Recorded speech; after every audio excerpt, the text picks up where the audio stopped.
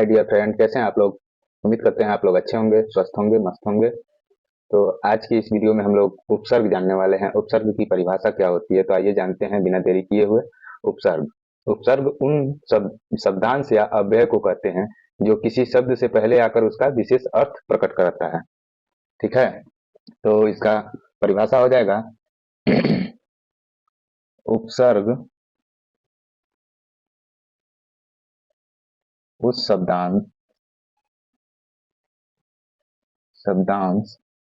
या अव्यय को कहते हैं जो किसी शब्द के पहले आकर उसका विशेष अर्थ प्रकट करता है। ठीक है, ये हमारा हो गया उपसर्ग। अब जान लेते हैं। मान लीजिए जैसे है, जैसे जैसे मान लीजिए आपका प्रसिद्ध हो गया, प्रसिद्ध। ठीक है, अभिमान, अभिमान या विनाश या उपकार, या उपकार। ठीक है, इसमें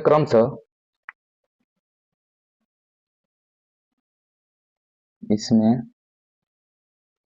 क्रमशः ठीक है, इसमें क्रमशः मान लीजिए ये प्रसिद्ध है तो प्र हो गया। ठीक है, प्र, इसमें अभी हो गया उपसर्ग, अभी हो गया। उसके बाद से बी हो गया, बी आपका उपसर्ग हो गया। इसमें उप आपका उपसर्ग है, उपसर्ग है। ठीक है, अब हम जान लेते हैं। मान लीजिए कि उपसर्ग की संख्या कितनी होती है।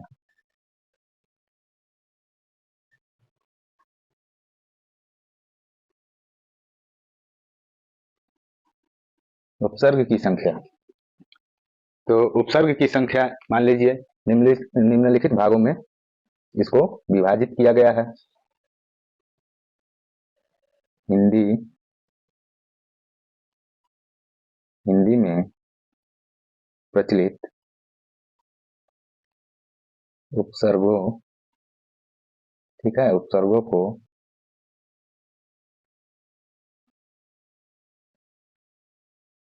निम्नलिखित भागों में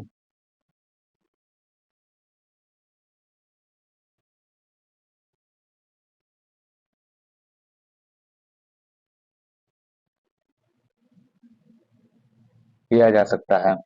ठीक है, निम्नलिखित भागों में विभाजित किया जा सकता है। मान लीजिए आप कह सकते हैं कौन कौन सा भाग। मान लीजिए 1 2 3 4 5 भागों में आप लोग विभाजित कर सकते हैं। पहला मान लीजिए आपका हो जाएगा संस्कृत के उपसर्ग,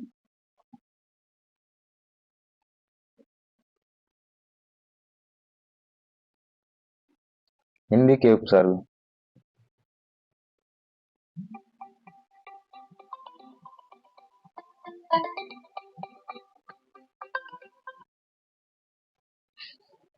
हिंदी के उपसर्ग, उर्दू के उपसर्ग,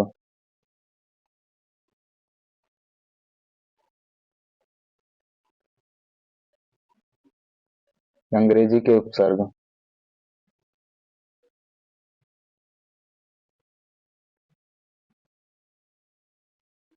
और आपका हो जाएगा उपसर्ग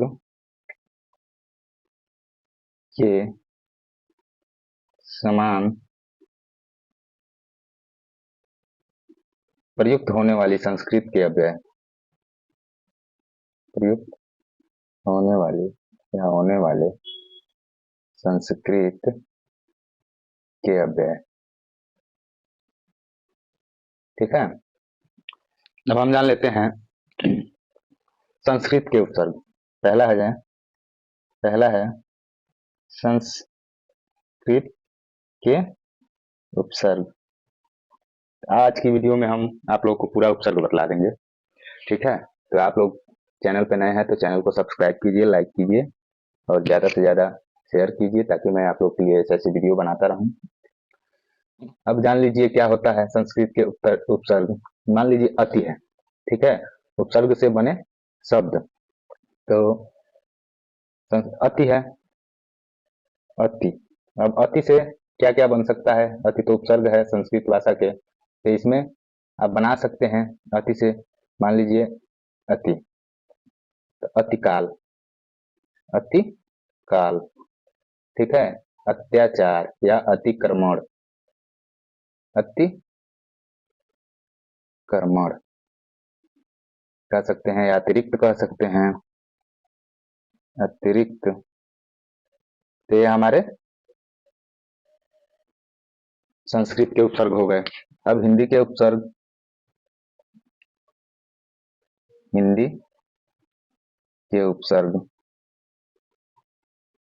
हिंदी के उपसर्ग में आप लोग जान लीजिए हिंदी के ऐसे ही, मतलब मान लीजिए संस्कृत के उपसर्ग में प्रति हो गया तो मान लीजिए परीक्षण हो गया, प्रतिनिधि हो गया, सम हो गया तो सम का मान लीजिए संकल्प हो गया, संहार हो गया, अध का मान लीजिए अधजला हो गया, अधपका हो गया। इसी प्रकार दू से बनाएंगे तो मान लीजिए दुकाल हो गया, दुबला हो गया।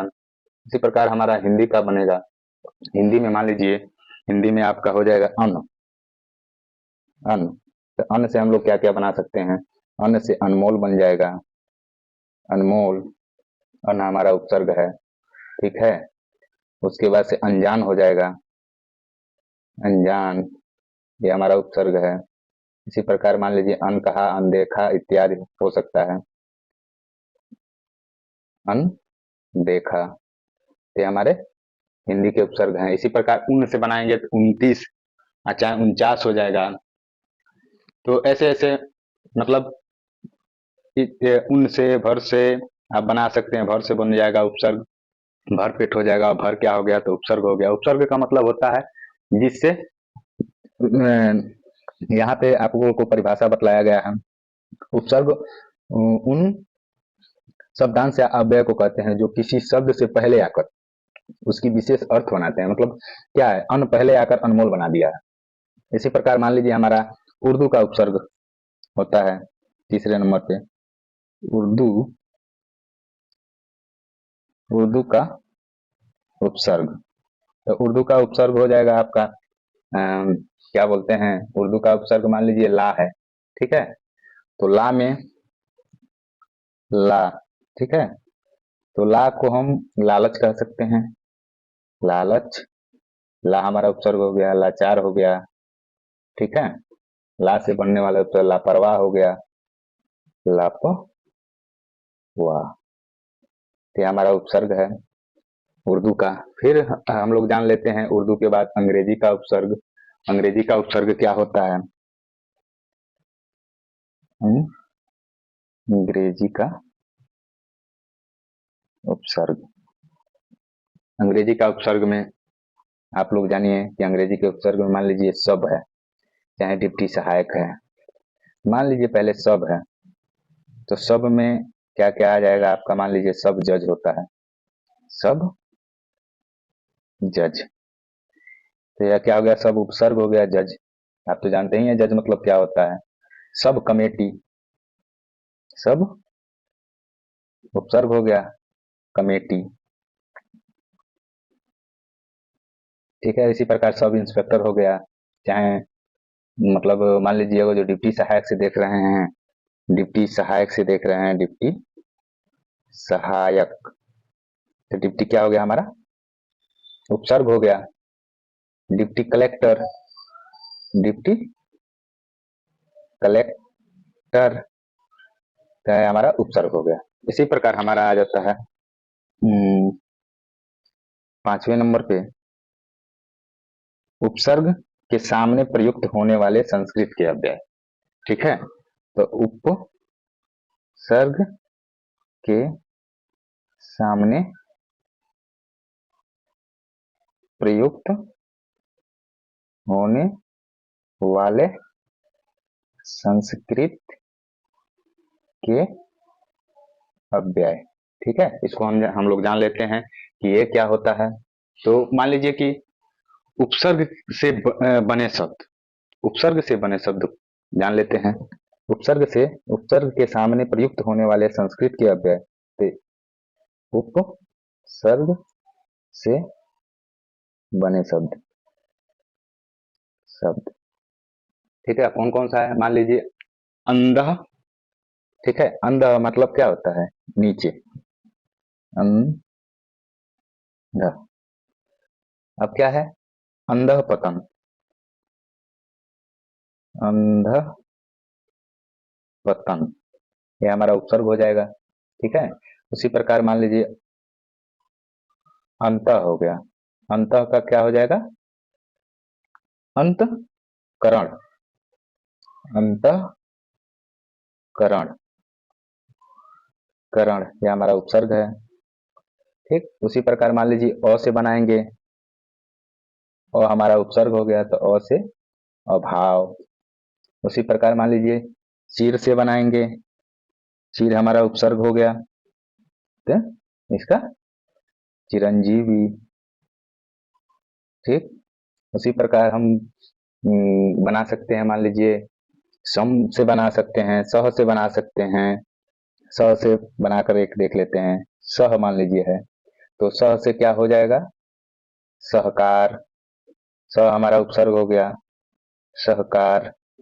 तो बहुत ही आसान होता है उपसर्ग को समझना हमारे लिए। तो उम्मीद करते हैं कि आप लोग को उपसर्ग अच्छा से समझ में आया है,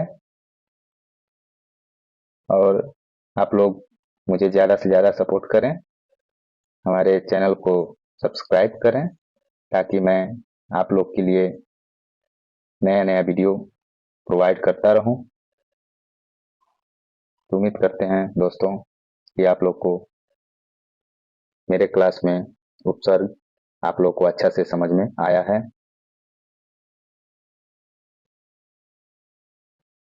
तो जय हिंद, जय भारत।